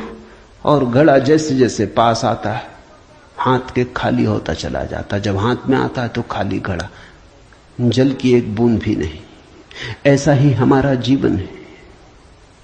बच्चा पैदा नहीं हुआ, भरा मालूम होता है, पैदा हुआ कि खाली होना शुरू हुआ। जन्म का पहला दिन मृत्यु का पहला दिन है, खाली होने लगा। एक दिन मरा, 2 दिन मरा, 3 दिन मरा। जिनको तुम जन्मदिन कहते हो, अच्छा हो मृत्यु दिन कहो तो ज्यादा सत्यतर होगा।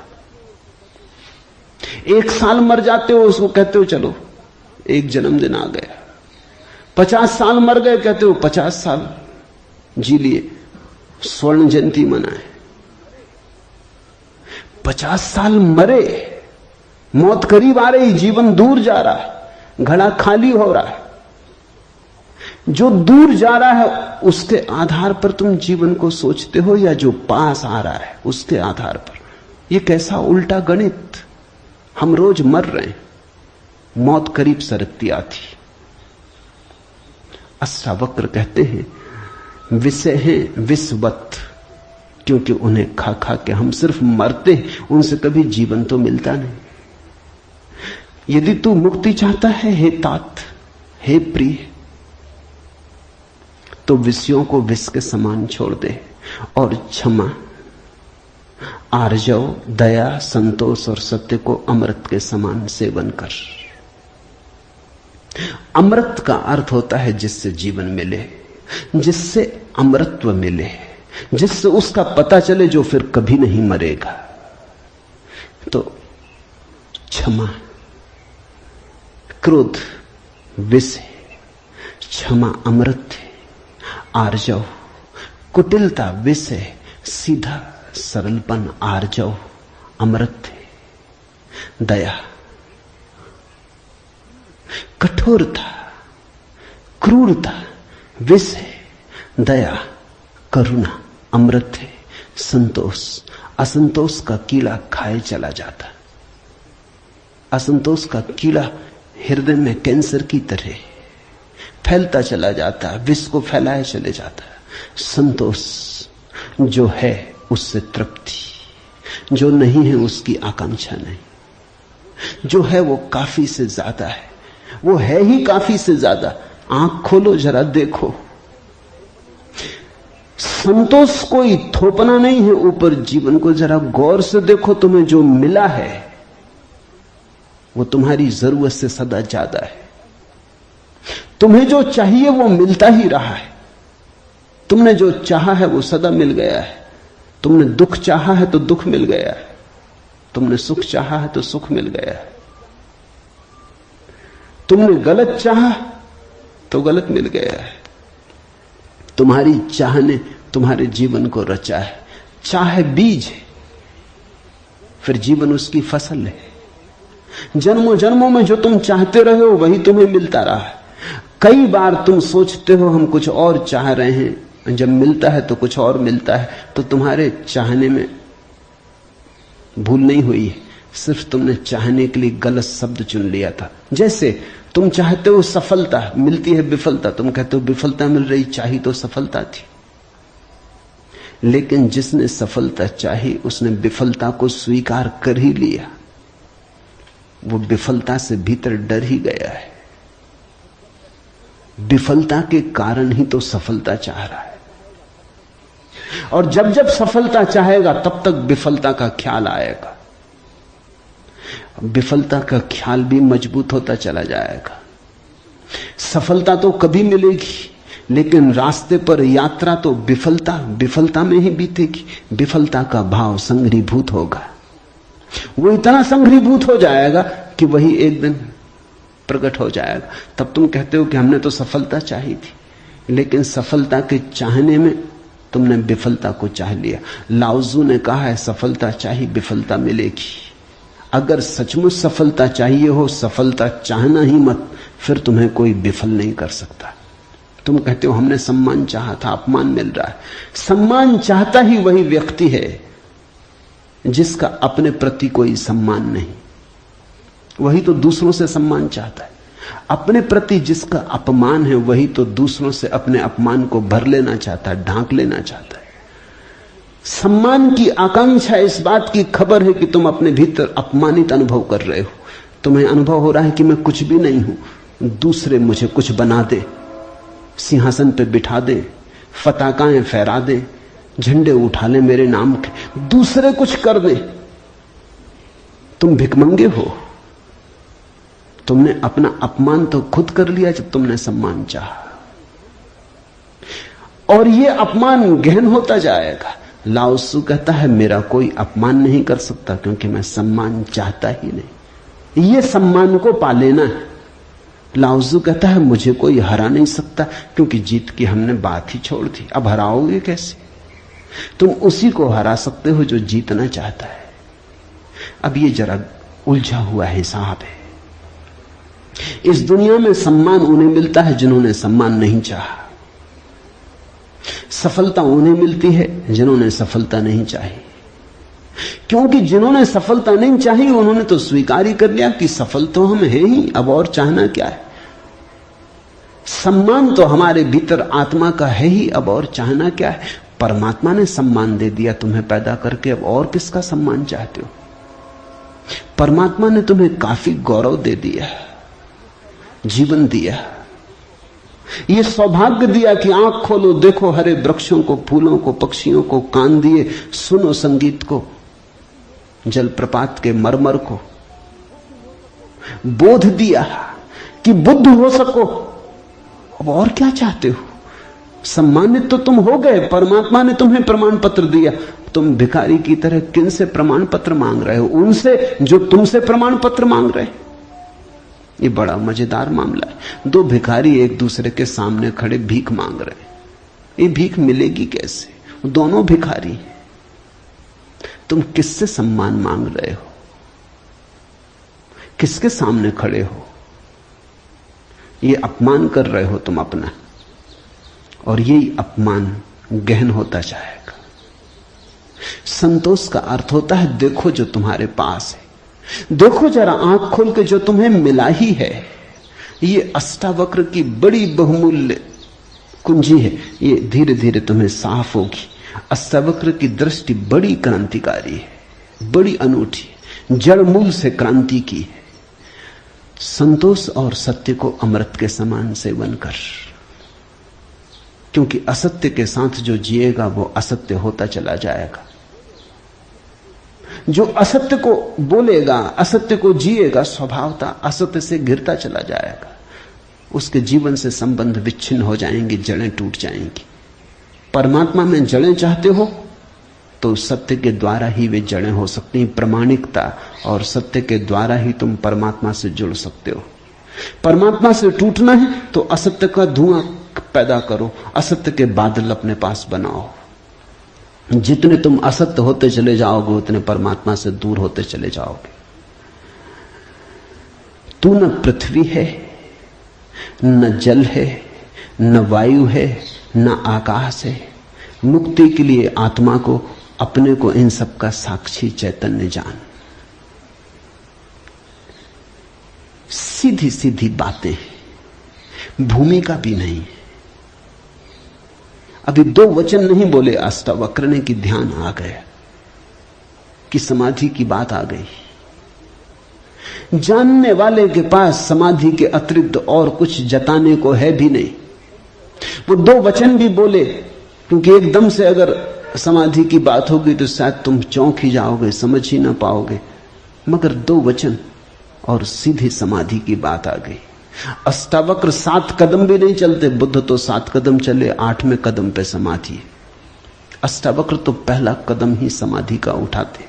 तू न पृथ्वी है, न जल, न वायु, न आकाश।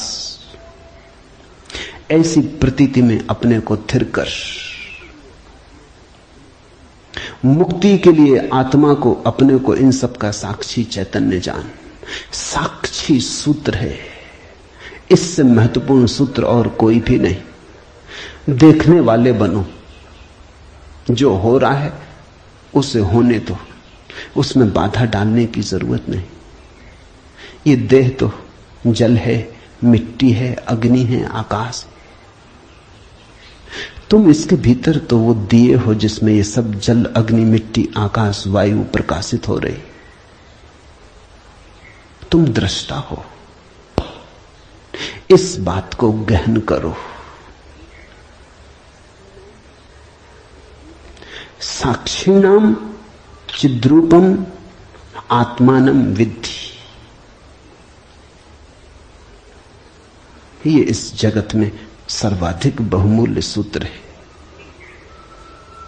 साक्षी बनो। इसी से होगा ज्ञान, इसी से होगा वैराग्य, इसी से होगी मुक्ति। प्रश्न 3 थे, उत्तर 1 है। यदि तू देह को अपने से अलग कर और चैतन्य में विश्राम कर स्थित है, तो तू अभी ही सुखी, शांत और बंध मुक्त हो जाएगा। इसलिए मैं कहता हूं ये जड़ मूल से क्रांति है।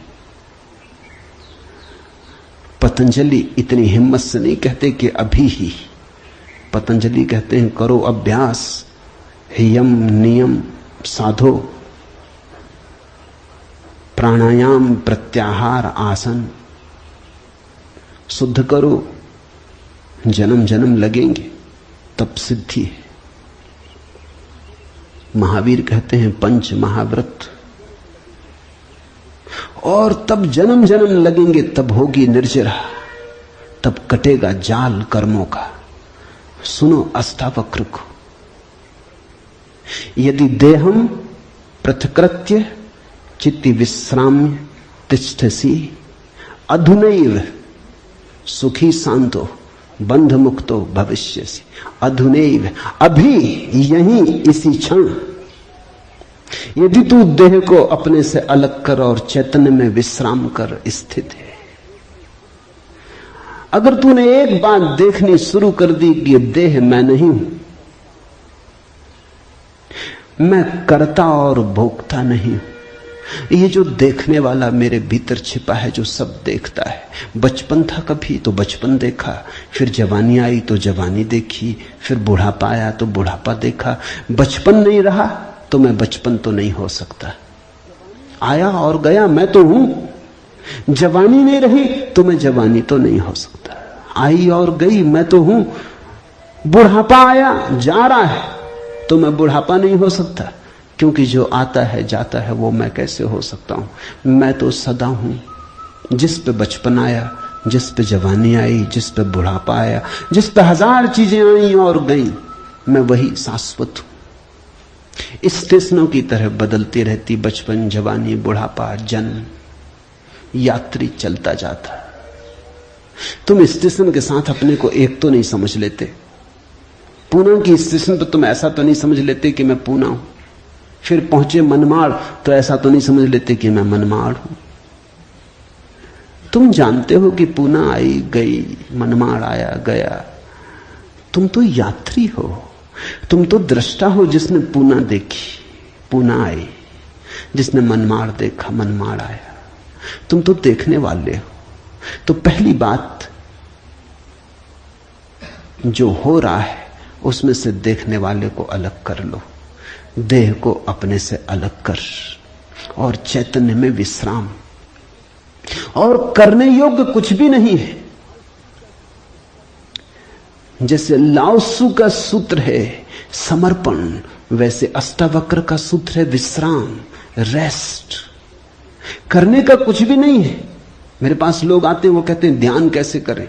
वो प्रश्न ही गलत पूछ रहे हैं। गलत पूछते हैं तो मैं उनको कहता हूं करो। क्या करोगे? तो उनको बता देता हूं कि करो, कुछ ना कुछ तो करना ही पड़ेगा। अभी तुम्हें करने की खुजलाहट है तो उसे तो पूरा करना होगा। खुजली है तो क्या करोगे? बिना खुजाए नहीं बनता। लेकिन धीरे धीरे उनको करवा करवा के थका डालता हूं। फिर वो कहते हैं अब इससे छुटकारा दिलवाओ। अब कब तक ये करते रहे? उनको तो मैं तो पहले ही राजी था, लेकिन तुम्हें समझने में जरा देर लगी। अब विश्राम करो। ध्यान का आत्यंतिक अर्थ विश्राम है। चित्ती विश्राम में तिष्ठसि, जो विश्राम में ठहरा देता अपने चेतना को, जो होने मात्र में ठहर जाता, कुछ करने को नहीं। क्योंकि जिसे तुम खोज रहे हो वो मिला ही हुआ है। क्योंकि जिसे तुम खोज रहे हो उसे कभी खोया ही नहीं, उसे खोया नहीं जा सकता। वही तुम्हारा स्वभाव है। अयम आत्मा ब्रह्म, तुम ब्रह्म हो, अनल हक, तुम सत्य हो। कहां खोजते हो? कहां भागे चले जाते हो? अपने को ही खोजने कहां भागे चले जाते हो? रुको, ठहरो। परमात्मा दौड़ने से नहीं मिलता, क्योंकि परमात्मा दौड़ने वाले में छिपा है। परमात्मा कुछ करने से नहीं मिलता, क्योंकि परमात्मा करने वाले में छिपा है। परमात्मा के होने के लिए कुछ करने की जरूरत ही नहीं, तुम हो ही। इसलिए अष्टावक्र कहते हैं चित्ती विश्राम में विश्राम करो, ढीले छोड़ो अपने को, ये तनाव छोड़ो। कहां जाते? कहीं जाने को नहीं, कहीं पहुंचने को नहीं। और चैतन्य में विश्राम, तो तू अभी ही इसी क्षण अधुनैव सुखी शांत और बंध मुक्त हो जाएगा। अनूठा है वचन, नहीं कोई और शास्त्र इसका मुकाबला करता है। तू ब्राह्मण आदि वर्ण नहीं, और न तू कोई आश्रम वाला है, और न आंख आदि इंद्रियों का विषय। असंग और निराकार तू सबका विश्व का साक्षी है, ऐसा जानकर सुखी हो। अब ब्राह्मण कैसे टीका लिखे? तू ब्राह्मण आदि वर्ण नहीं। अब हिंदू इस शास्त्र को कैसे सिर पे उठाएं? क्योंकि उनका तो सारा धर्म वर्ण और आश्रम पे खड़ा है, और ये तो पहले से ही अष्टावक्र जड़ काटने लगे। वो कहते हैं तू कोई ब्राह्मण नहीं है, न कोई शूद्र है, न कोई क्षत्रिय है।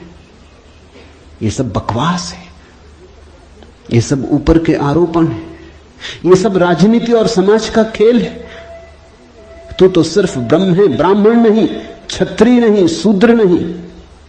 तू ब्राह्मण आदि वर्ण नहीं, और न तू कोई आश्रम वाला है, और न तो यह है कि तू ब्रह्मचर्य आश्रम में है, कि गृहस्थाश्रम में है, कि वानप्रस्थ की संन्यास्त। कोई आश्रम वाला नहीं है।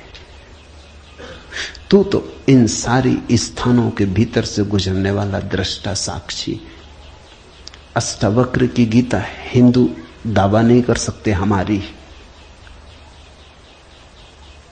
अष्टावक्र की गीता सबकी है। अगर अष्टावक्र के समय में मुसलमान होते, हिंदू होते, ईसाई होते, तो उन्होंने कहा होता न तू हिंदू है, न तू ईसाई है, न तू मुसलमान है। अब ऐसे अष्टावक्र को कौन मंदिर बनाए?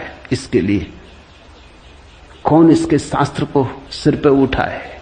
कौन दावेदार बने? क्योंकि ये सभी का निषेध कर रहे हैं। मगर ये सत्य की सीधी घोषणा है, असंग और निराकार तू सबका विश्व का साक्षी है, ऐसा जानकर सुखी हो। अष्टावक्र ये नहीं कहता कि ऐसा तुम जानोगे तो फिर सुखी होगे। वचन को ठीक से सुनना। अष्टावक्र कहते हैं ऐसा जानकर सुखी हो।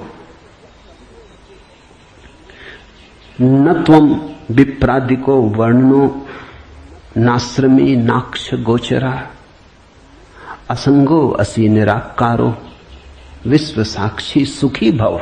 सुखी भव, अभी हो सुखी। जनक पूछते हैं कैसे सुख होगा, कैसे बंधन मुक्ति होगी, कैसे ज्ञान होगा। अष्टावक्र कहता है अभी हो सकता, क्षण मात्र की भी देर करने की कोई जरूरत नहीं है। इसे कल पर छोड़ने का कोई कारण नहीं, स्थगित करने की कोई जरूरत नहीं। ये घटना भविष्य में नहीं घटती, या तो घटती है अभी या कभी नहीं घटती। जब घटती है तब अभी घटती है, क्योंकि अभी के अतिरिक्त कोई समय ही नहीं है। भविष्य कहां है? जब आता है तब अभी की तरह आता है। तो जो भी ज्ञान को उत्पन्न हुए हैं अभी उत्पन्न हुए। कभी पर मत छोड़ना, वो मन की चालाकी है। मन कहता है इतने जल्दी कैसे हो सकता है, तैयारी तो कर ले। मेरे पास लोग आते हैं, वो कहते हैं संन्यास लेना। लेंगे कभी, कभी कभी न लोगे। कभी पर टाला तो सदा के लिए टाला, कभी आता ही नहीं। लेना हो तो अभी, अभी के अतिरिक्त कोई समय ही नहीं है। अभी है जीवन, अभी है मुक्ति, अभी है अज्ञान, अभी है ज्ञान, अभी है निद्रा, अभी हो सकता जागरण। कभी क्यों? कठिन होता मन को, क्योंकि मन कहता है तैयारी तो करने दो। मन कहता है कोई भी काम तैयारी के बिना कैसे घटता। आदमी को विश्वविद्यालय से प्रमाण पत्र लेना है तो वर्षों लगते, डॉक्टरेट करनी है तो 20-25 साल लग जाते, मेहनत करते करते फिर आदमी आके डॉक्टर हो पाता। अभी कैसे हो सकते? अष्टावक्र भी जानते, दुकान करनी हो तो अभी थोड़ी खुल जाएगी। इकट्ठा करना पड़े, आयोजन करना पड़े, सामान लाना पड़े, दुकान बनानी पड़े, ग्राहक खोजने पड़े, विज्ञापन भेजना पड़े, वर्षों लगते। इस जगत में कोई भी चीज अभी तो घटती नहीं, क्रम से घटती है। ठीक है, अष्टावक्र भी जानते हैं, मैं भी जानता हूं। लेकिन एक घटना यहां ऐसी है जो अभी घटती है, वो परमात्मा है। वो तुम्हारी दुकान नहीं, न तुम्हारा परीक्षालय, न तुम्हारा विश्वविद्यालय। परमात्मा क्रम से नहीं घटता, परमात्मा घट ही चुका है। आंख भर खोलने की बात है, सूरज निकल ही चुका है। सूरज तुम्हारे आंख के लिए नहीं रुका है कि तुम जब आंख खोलोगे तब निकलेगा। सूरज निकल ही चुका है, प्रकाश सब तरफ भरा ही है, अहिर्निश गूंज रहा उसका नाद,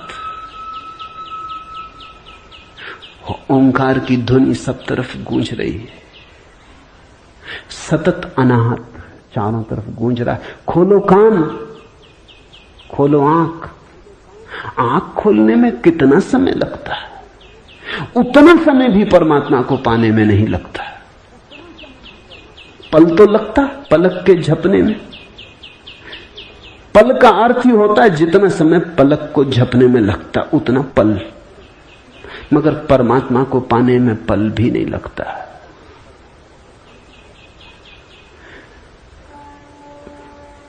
विश्व साक्षी असंगो वसी निराकारो सुखी भव।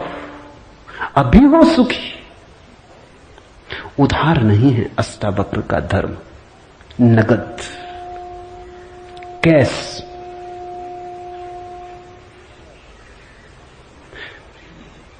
हे व्यापक, धर्म और अधर्म, सुख और दुख मन के।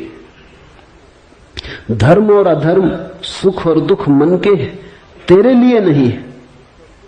तू न करता है न भोगता है, तू तो सर्वदा मुक्त ही है। मुक्ति हमारा स्वभाव है, ज्ञान हमारा स्वभाव है,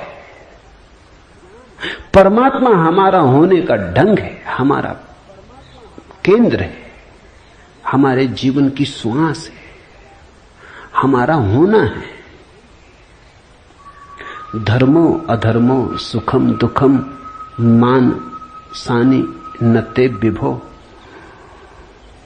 अष्टावक्र कहते हैं, हे व्यापक, हे विभावान,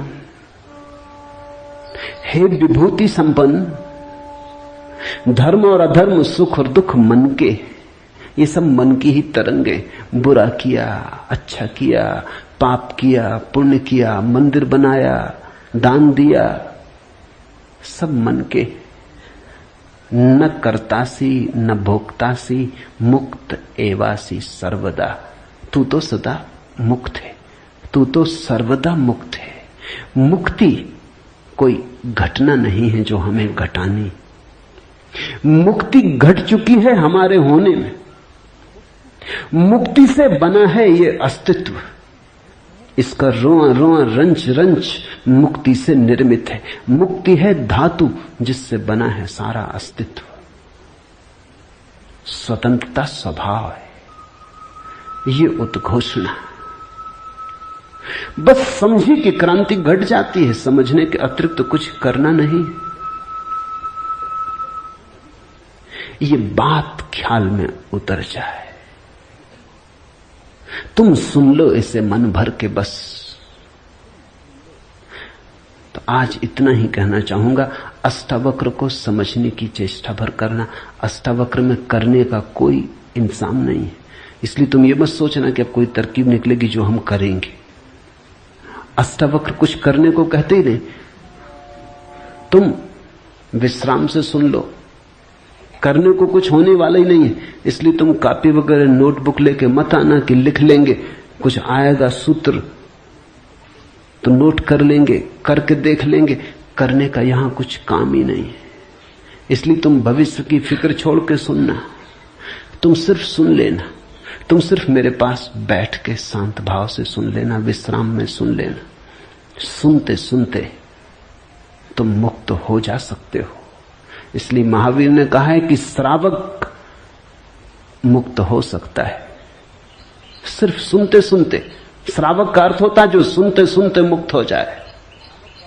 साधु का तो अर्थ ही इतना है कि जो सुन सुन के मुक्त ना हो सका, थोड़ा कमजोर बुद्धि का है, कुछ करना पड़ा। सिर्फ कोड़े की छाया काफी न थी, घोड़ा जरा कुजात है, कोड़ा फटकारा तब थोड़ा चला, या मारा तो थोड़ा चला। छाया काफी है, तुम सुन लेना, कोड़े की छाया दिखाई पड़ जाएगी। तो अष्टावक्र के साथ एक बात स्मरण रखना, कुछ करने को नहीं है, इसलिए तुम आनंद भाव से सुन सकते हो। इसमें से कुछ निकालना नहीं है कि फिर करके देखेंगे। जो घटेगा वो सुनने में घटेगा। सम्यक श्रवण सूत्र है। अधुनैव सुखी शांतो बंध मुक्तो भविष्यसि। अभी हो जा मुक्त, इसी क्षण हो जा मुक्त। कोई रोक नहीं रहा, कोई बाधा नहीं है, हिलने की भी जरूरत नहीं है। जहां है वहीं हो जा मुक्त, क्योंकि मुक्त तू है ही। जाग और हो जा मुक्त। असंगो वसी निराकारो विश्व साक्षी सुखी भव। हो जा सुखी। एक पल की भी देर करने की कोई जरूरत नहीं। छलांग है, क्वांटम छलांग। सीढ़ियां नहीं है अष्टावक्र में, क्रमिक विकास नहीं है, सडन इसी क्षण हो सकता है। हरिओम तत्सत। आज इतना ही।